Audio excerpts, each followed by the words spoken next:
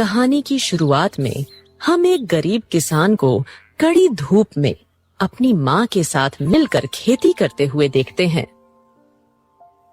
माँ, ओ माँ, मैंने तुझे कितनी बार कहा है, तू खेत मत आया कर, घर में आराम किया कर, तेरी तबीयत ठीक नहीं रहती है। राकेश बेटा, मैं तो तेरी मदद करने आती हूँ। घर पे आराम कर कर के थक गई तो सोचा तेरे काम में हाथ ही बटा दूं। तू मेरी चिंता मत कर माँ, तू बस अपना ध्यान रखा कर। चल अब घर जा और मुझे काम करने दे। तू यहाँ रहेगी तो तेरी फिक्र में मैं कभी मन लगाकर काम नहीं कर पाऊंगा। बेटा, तू बहुत जिद्दी है, हर वक्त बस दूसरों के बारे में ही सोचता रहता है, और एक तेरी पत्नी है जो सिर्फ अपने बारे में सोचकर तुझे तकलीफ देती रहती है। माँ, तू भी क्या ये सब बातें लेकर बैठ गई? अब तू घर जा, मैं काम खत्म करके जल्दी आऊंगा। अच्छा ठीक है, मैं जाती हूँ। राकेश की बात सुनकर माँ वहां से चली जाती है। फिर अचानक एक साधु वहां प्रकट हो जाता है। हर हर भोले, हर हर भोले। कैसे हो पुत्र? प्रणाम साधु महाराज, ऊपर वाले की दया से मैं बहुत खुश हूँ। बाबा, क्या आप मुझे जानते हैं? तू ही तो वो है जिसकी इस प्रकृति को कब से तलाश थी। आप क्या कहना चाहते हैं? कृपया स्पष्ट बताइए, मुझे तो आपकी बातें समझ ही नहीं आ रही। सही वक्त आएगा, तेरा नसीब तुझे खुद अपने पास बुलाएगा। उसका खेल निराला है, खुलने वाला तेरी किस्मत का ताला है। साधु बाबा, आप तो मुझसे पहेलियों में बात करने लगे। मैं तो एक साधारण सा इंसान हूँ, इन सब बातों से मेरा क्या लेना देना। सही समय आने पर तुझे सब पता चलेगा।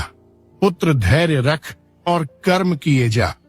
तेरा कर्म ही तुझे रास्ता दिखाएगा। वो तेरा कब से इंतजार कर रही है।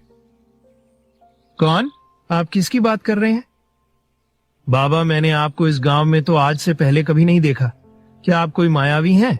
और आप मुझे क्या बताना चाह रहे हैं? साधु बाबा बिना कोई जवाब दिए वहां से गायब हो जाते हैं। ये क्या? वो बाबा न जाने कहां गायब हो गया। कहीं मैं कोई सपना तो नहीं देख रहा। ऐसी विचित्र घटना मेरे साथ ही क्यों घटित हुई? हे भगवान, आखिर तू क्या चाहता है? चल ठीक है, मैं सब कुछ तेरे ऊपर छोड़ता हूं।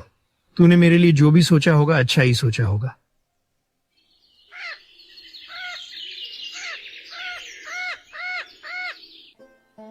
फिर राकेश जमींदार के घर मजदूरी मांगने जाता है।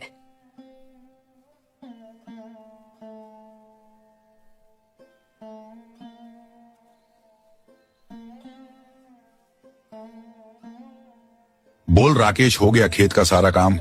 कहीं तूने कोई काम चोरी तो नहीं की? नहीं नहीं जमींदार साहब, ये तो पूरे गांव को पता है। मैं कभी भी अपने कर्म में गद्दारी करने का नहीं सोच सकता। तो बोल कैसे आना हुआ? मैं अपनी मजदूरी लेने आया हूँ। आपने पिछले 2 हफ्तों से मुझे एक भी मजदूरी नहीं दी है। मैं बहुत मुश्किल से घर चला रहा हूँ। अब तो अनाज भी खत्म होने को आया है। तुझे क्या लगता है मैं तेरे पैसे लेकर भाग रहा हूँ? नहीं, मेरा ये मतलब नहीं था। आप गलत समझ रहे हैं। देख, अभी मेरे हाथ तंग हैं। शहर में अनाज का व्यापार करना बहुत मुश्किल हो रहा है। अब तू ही बता, जब मेरे पास ही धन नहीं आ रहा तो मैं तुझे कहां से दूं? ठीक है, जब व्यापार अच्छे से होने लगे तो आप मुझे एक बार में ही सारी मजदूरी दे देना। तब तक मैं समझूंगा कि मेरे पैसे आपके पास जमा है। इतना बोलकर राकेश मुंह लटकाए घर चला जाता है।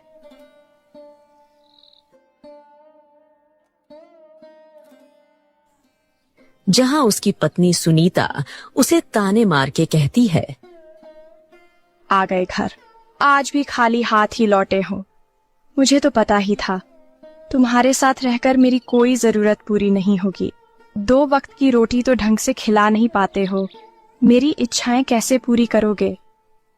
अभी तो मेरा बेटा थक हार कर घर आया है, थोड़ी देर उसे चैन की सांस तो लेने दो। उसके घर आते ही तुम शुरू हो गई। माँ जी, आप बीच में मत बोलिए। ये हम पति पत्नी के बीच की बात है। वैसे भी मैंने कुछ गलत नहीं कहा। आपका बेटा बिल्कुल निकम्मा है, बस समाज सेवा में लगा रहता है और अपने घर में अंधेरा करता है। थोड़ी तो लिहाज कर लो बहू, वो तुम्हारा पति है, तुम्हें तो उसकी इज्जत करनी चाहिए। काहे का पति? मेरी तो किस्मत ही फूटी है जो मैं इस घर में शादी करके आई। मैंने इन्हें कितनी बार कहा है अपना कोई नया कारोबार शुरू करें, दूसरों की तरह मुनाफा कमाएं, पर इन्हें मेरी बात समझ ही नहीं आती। मुझे पता है तुम क्या चाहती हो कि मैं गलत तरीके से काम करके जल्दी से धनी बन जाऊं, पर सुनीता तुम ये क्यों भूल जाती हो कि पैसा ही सब कुछ नहीं होता। गलत तरीके से कमाया हुआ पैसा काला धन होता है, वहां लक्ष्मी वास नहीं करती। मुझे समझाने की जरूरत नहीं है, यह कलयुग है, यहाँ सबको अपनी अपनी पड़ी है। तुम तो सबका भला करते हो, सबके लिए सोचते हो, भगवान को याद करते रहते हो, तो फिर भगवान तुम्हें जल्दी से अमीर क्यों नहीं बना देता है? बस करो भाग्यवान, और कितना कोसोगी ऊपर वाले को। देखना एक दिन वही हमारी तकदीर बदलेगा और तुम्हें सही रास्ता दिखाएगा। मुझे ज्यादा ज्ञान मत दो, कुछ दिनों में मेरी सहेली की शादी है। चुपचाप मुझे नए कपड़े दिला देना और कुछ पैसे देना, मैं उसे अच्छा सा तोहफा दूंगी। मेरा बेटा काम करके अपनी कमर तोड़ता है और तुम्हारी फरमाइश तो खत्म ही नहीं होती है। बेटा राकेश, चलो हाथ मुंह धोकर कुछ खा लो, सुबह से भूखे प्यासे खेत में काम करते हो। नहीं माँ, मुझे अब भूख नहीं है, मैं थोड़ी देर के लिए सैर करने बाहर जा रहा हूँ। बीवी के ताने सुनकर राकेश दुखी होकर जंगल में चला जाता है।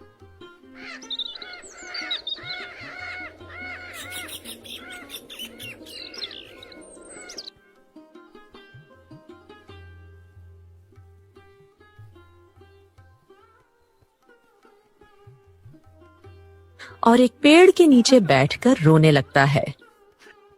हे प्रभु, तूने आखिर मेरे लिए क्या सोच रखा है?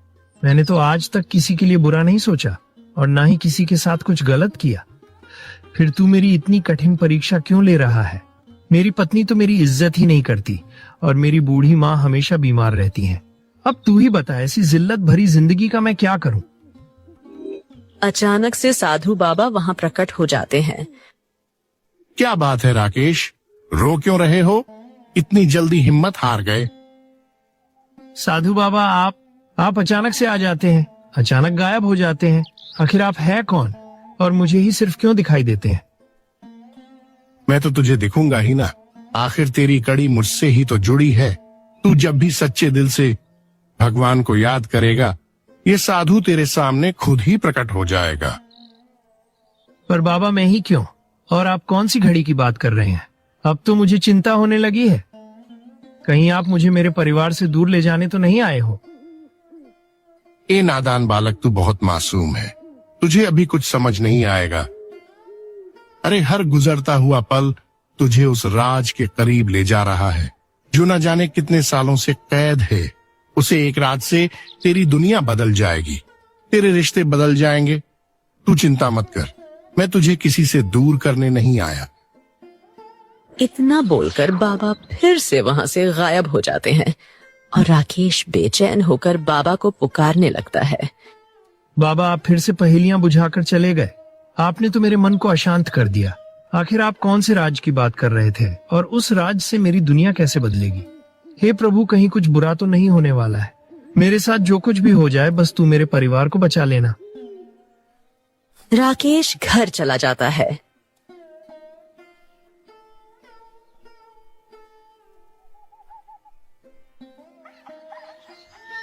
अगली सुबह होते ही उसकी माँ की तबीयत बहुत खराब हो जाती है। माँ, ओ माँ, सूरज सर पर आ गया है, तू अभी तक सो रही है? पहले तू कभी इतनी देर तक नहीं सोई, अब उठ भी जा। माँ, हे भगवान, माँ का शरीर तो तेज बुखार से तप रहा है। अरे सुनीता, जल्दी आओ।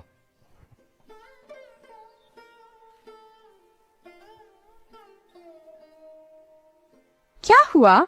क्यों सुबह सुबह इतना चिल्ला रहे हो? माँ की तबीयत बहुत खराब है। तुमने एक बार भी मुझे बताया क्यों नहीं इस बारे में? मुझे क्या पता था? मुझे तो अभी तुमसे ही पता चल रहा है कि तुम्हारी माँ बीमार है। रात तक तो अच्छी भली थी, मुझे तो लग रहा है ये नाटक कर रही है। बस करो, मैं चुपचाप तुम्हारे ताने सुन लेता हूं। इसका मतलब ये नहीं कि तुम कुछ भी बोलोगी। मेरी माँ के खिलाफ एक शब्द भी कहा तो अच्छा नहीं होगा। बेटा, तुम दोनों मेरी वजह से लड़ो मत। मुझे बस थोड़ा सा बुखार ही तो है, थोड़ा आराम करूंगी तो ठीक हो जाऊंगी। नहीं माँ, ये कोई मामूली सा बुखार नहीं लग रहा है जो आराम करने से ठीक हो जाएगा। रुक, मैं अभी तेरे लिए वैद्य को बुला लाता हूँ। वैद्य को देने के लिए तुम्हारे पास पैसे कहाँ से आएंगे? मेरे लिए तो तुम्हारी जेब से 1 रुपया नहीं निकलता है और अपनी माँ के लिए वैद्य बुलाने का सोच रहे हो। तुम्हें तो मैं जितना भी दे दूं कम ही लगेगा। तुम्हारा लालच कभी खत्म ही नहीं होता। एक माँ ही है जो मुझे निस्वार्थ मन से प्रेम करती है। मैं माँ को बचाने के लिए कहीं से भी पैसे ले आऊंगा।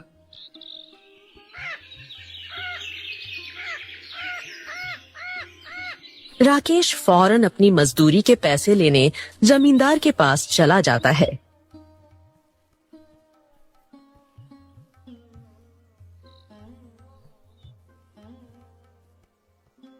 जमींदार साहब, मुझे पैसों की बहुत जरूरत है।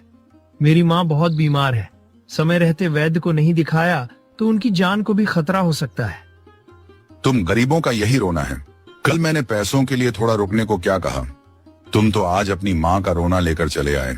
बस कैसे भी करके पैसे चाहिए ना तुम्हें, इसीलिए इतना नाटक कर रहे हो। नहीं नहीं, ऐसा ना कहिए। मैं कोई नाटक नहीं कर रहा हूँ।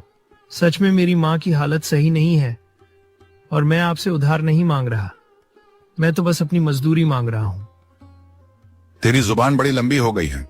तेरी हिम्मत इतनी बढ़ गई कि तू मुझसे हिसाब किताब की बातें कर रहा है। तेरी माँ बीमार है तो इसमें मैं क्या करूं? मैंने कहा था ना, अभी मेरे पास पैसे नहीं है। रहम कीजिए जमींदार साहब, मैं बहुत मजबूरी में आपके पास आया हूँ। मैं आपके पैर पड़ता हूँ, कुछ पैसे देकर मेरी मदद कर दीजिए। दूर हो जा मुझसे। मैंने जो कह दिया सो कह दिया।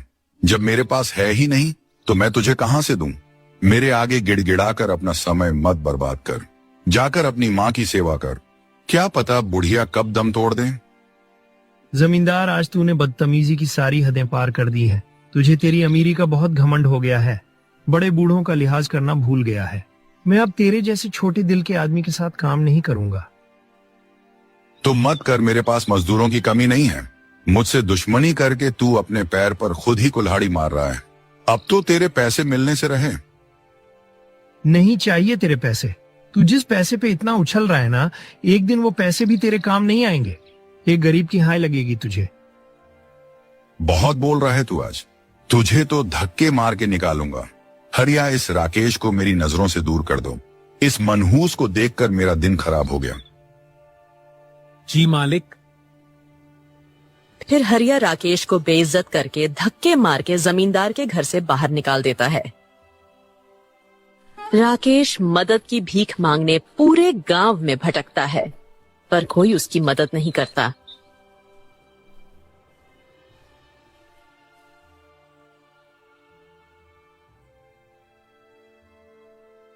कोई तो मदद कर दो। अब मैं कैसे अपनी मां को बचाऊंगा? सारे रास्ते बंद हो गए हैं। मैं तो खुद को बहुत लाचार महसूस करने लगा हूं। भगवान, ऐसी जिंदगी देने से अच्छा तो तू मुझे मार दे। मैं तो अपनों के भी किसी काम नहीं आ पा रहा हूं।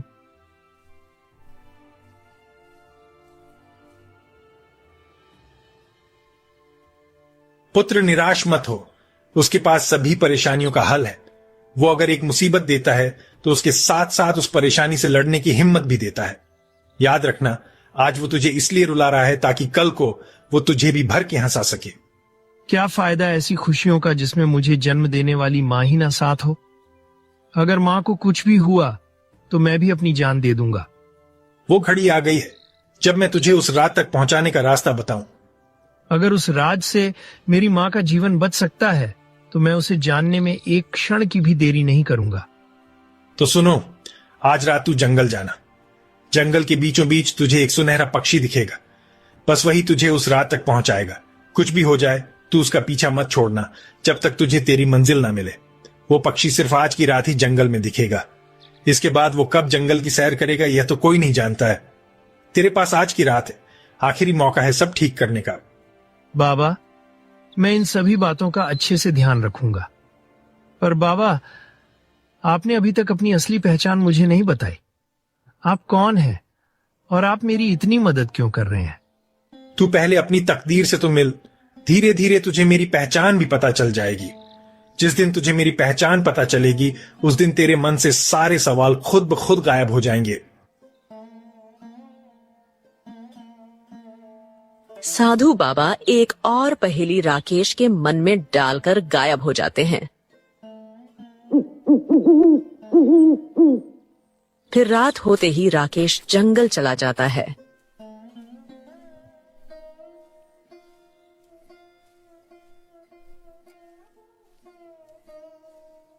जहां उसे एक सुनहरे पंखों वाला खूबसूरत सा पक्षी दिखता है।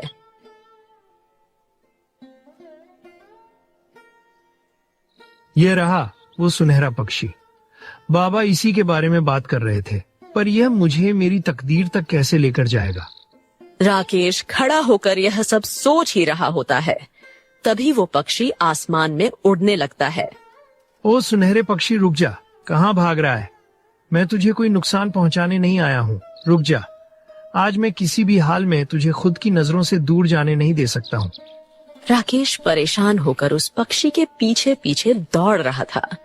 वो पक्षी एक अजीब सी दिखने वाली गुफा के बाहर जाकर रुक जाता है और कहता है,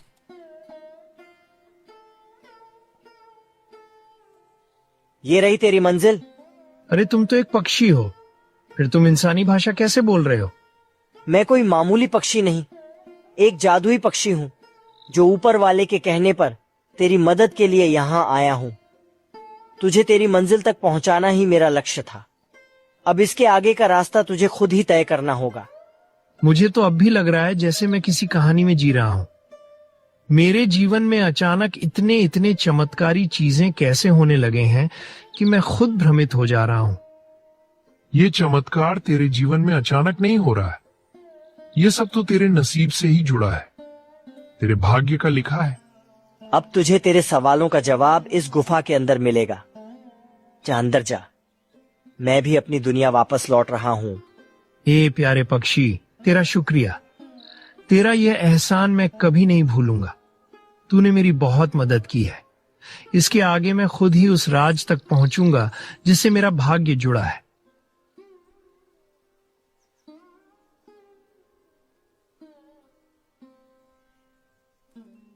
पक्षी के उड़ते ही राकेश गुफा के अंदर चला जाता है।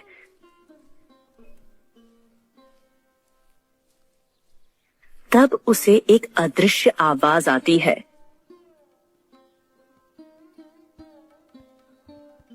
आओ राकेश, मुझे तेरा ही इंतजार था। तूने वापस यहाँ आने में काफी देर कर दी।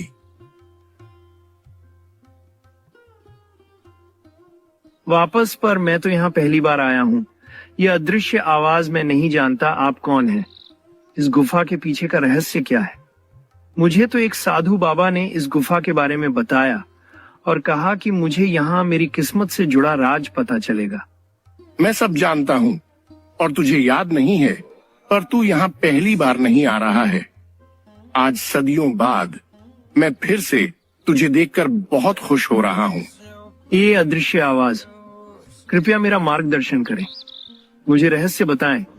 राकेश अपने सवालों का जवाब पूछ ही रहा था। उतने में एक तेज रोशनी राकेश को अपनी ओर खींच लेती है।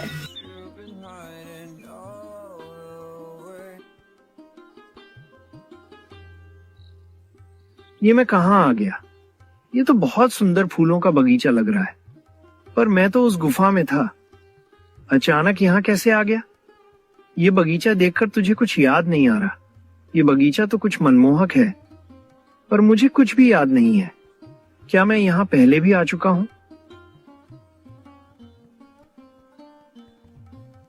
यह एक जादुई दुनिया है।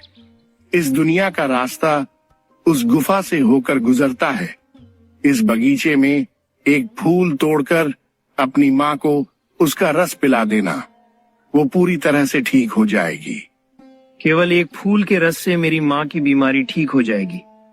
यहाँ के फूल तो सच में चमत्कारी हैं।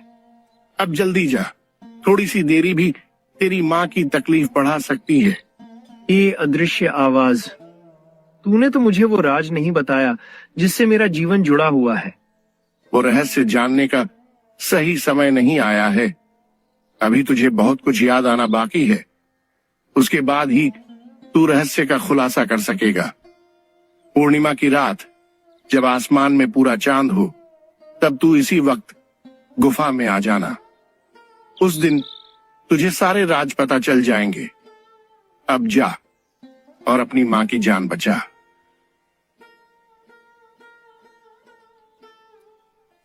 राकेश फौरन फूल तोड़कर अपनी मां की जान बचाने चला जाता है।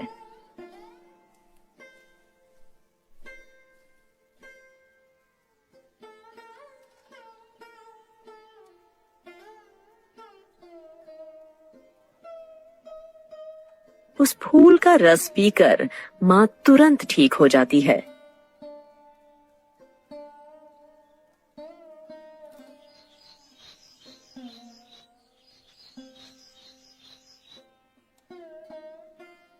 फिर अगली सुबह सुनीता राकेश से पूछती है, ये तुमने अपनी माँ को कौन सी संजीवनी बूटी पिला दी है? जो कल रात तक ठीक से खड़ी भी नहीं हो पा रही थी, वो आज उछल कूद करते हुए गांव भर में घूम रही है। कोई चमत्कारी चीज हाथ लगी है क्या? नहीं नहीं सुनीता, ये सब तो मेरे प्रभु की लीला है। मैंने उनसे मदद मांगी और उन्होंने कर दी। इसलिए बोलता हूँ कि संसार की मोह माया कम करो और ऊपर वाले को याद करते रहो। जरूर तुम मुझसे कुछ छुपा रहे हो।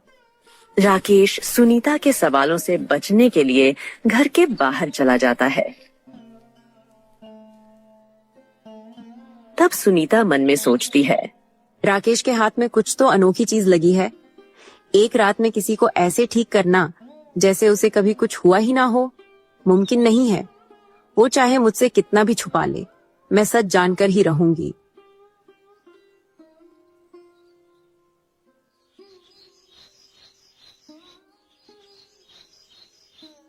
आखिरकार वो चांदनी रात आ ही जाती है, जिस रात आसमान में पूरा चांद हो। राकेश दोबारा उस जंगल की ओर जाता है।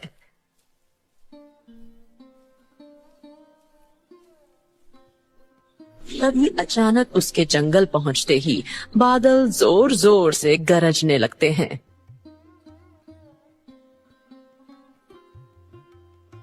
ये मौसम अचानक से बदल क्यों गया? आसमान तो साफ है, फिर बादल क्यों गरज रहे हैं?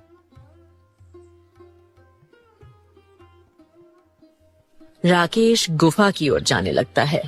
तभी अचानक उसका पैर एक पत्थर से टकराता है और वो नीचे गिरकर बेहोश हो जाता है। फिर उसे एक सपना दिखता है जिसमें वो बगीचे की बड़े प्यार से देखभाल कर रहा था।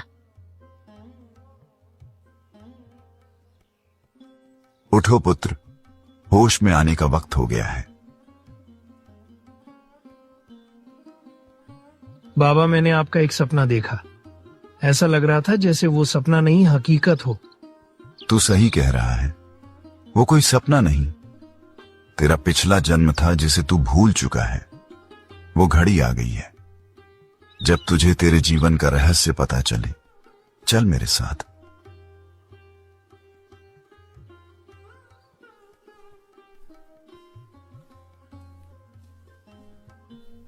फिर वो दोनों उस जादुई गुफा में पहुंच जाते हैं जहां वो बगीचा था। इन फूलों को छूकर देख, तुझे क्या महसूस हो रहा है? बाबा, इन्हें छूकर तो मुझे अपनेपन का एहसास हो रहा है, मानो जैसे मैंने बड़े प्यार से इन्हें यहाँ खिलाया है। तुम सही कह रहे हो। यह बगीचा, ये जादुई फूल तेरे ही हैं। तूने उन्हें दूसरों की भलाई के लिए अपने पिछले जन्म में खिलाया था। पिछला जन्म? हाँ, पिछले जन्म में तू जादुई दुनिया का एक महान जादूगर था जो सिर्फ दूसरों का ही सोचता था। तूने बीमारी के इलाज के लिए फूलों के रूप में ये खास औषधियां बनाई थी।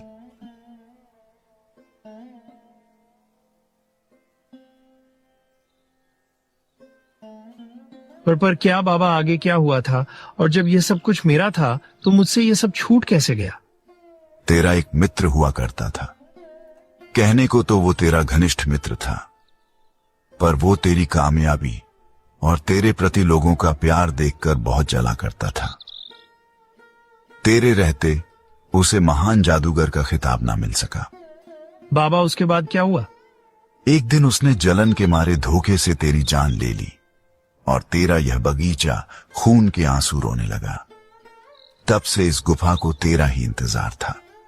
मेरे मरने के बाद मेरे मित्र का क्या हुआ? क्या उसे वो मिला जो वो चाहता था? यह भी तुझे पता चल जाएगा एक दिन। अब से यह गुफा, इसका रहस्य सब कुछ तेरा है। तू इसकी मदद से जरूरतमंदों की मदद करना और भलाई के काम में लगना। कभी अपने अच्छाई के मार्ग से मत भटकना।